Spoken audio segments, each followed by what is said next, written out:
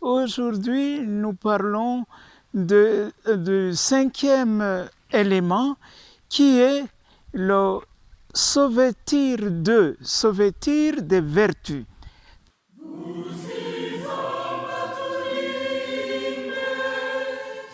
Chers frères et sœurs, nous sommes à la cinquième journée qui nous achemine vers la célébration solennelle du jubilé d'or de la présence des Carmes d'Esho dans notre région du Burundi et du Rwanda. Nous sommes en train de retracer quelques aspects fondamentaux du patrimoine spirituel qui caractérise le charisme ou l'identité spécifique du Carmel parmi les instituts de vie consacrés. Alors, nous avons déjà parcouru 4. Aujourd'hui, nous parlons du cinquième élément qui est le sauvetir des vertus. Donc, pour construire comme un artisan la vie humaine et spirituelle, on a besoin de se vêtir des vertus. Et cela apparaît à 3 échelons. Je vais faire très vite. Le premier échelon se manifeste quand on revêt le scapulaire des carmes, se revêtent le scapulaire, les membres des fraternités du scapulaire revêtent le scapulaire, et même les groupes de ceux qui ne sont pas encore membres des fraternités du scapulaire revêtent le scapulaire. Et la formule que l'on prononce quand on les revêt du scapulaire, elle est tirée en fait des épîtres de Saint Paul. C'est être revêtu du Christ. C'est-à-dire que tout entier, on est engagé dans un processus de la ressemblance avec le Christ. Et un habit de la Vierge Marie, mais qui signifie être revêtu du Christ comme si c'était une nouvelle incarnation, être un homme à l'image du Fils, revêtu du scapulaire qui est l'habit de la Vierge Marie. Le deuxième niveau, c'est être revêtu comme la Vierge Marie qui porte non seulement son habit qui le caractérise, mais qui porte l'Église.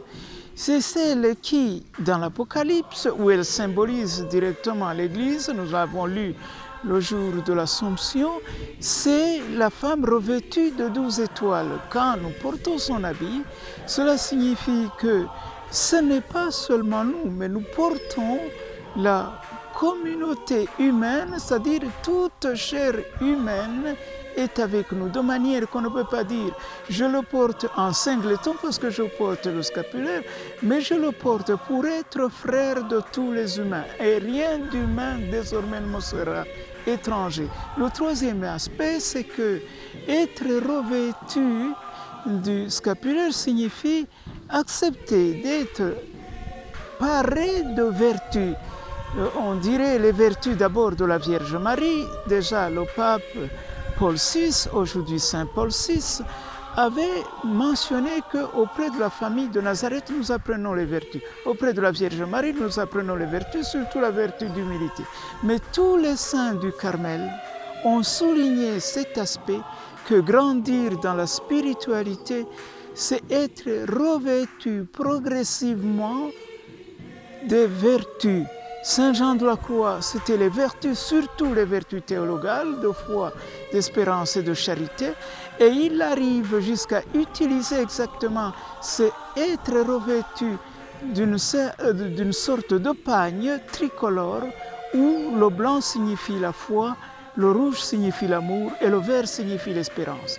Et Sainte Thérèse de Jésus, la fondatrice de la Réforme du Carmel, indique que pour vivre un chemin de perfection basé sur l'oraison, même si on n'est pas grand contemplatif et que l'on est paré de vertus de amour les uns des autres, détachement des créatures et humilité, auquel nous ajouterions la persévérance, ce qu'elle appelle la détermination déterminée, on atteindra la perfection. Donc, l'habit au Carmel Sous ces trois aspects, être revêtu du Christ, être revêtu de l'Église comme en communion de toute l'humanité et être revêtu des vertus, quelles que soient les vertus qu'on prend, vertus théologales, vertus humaines,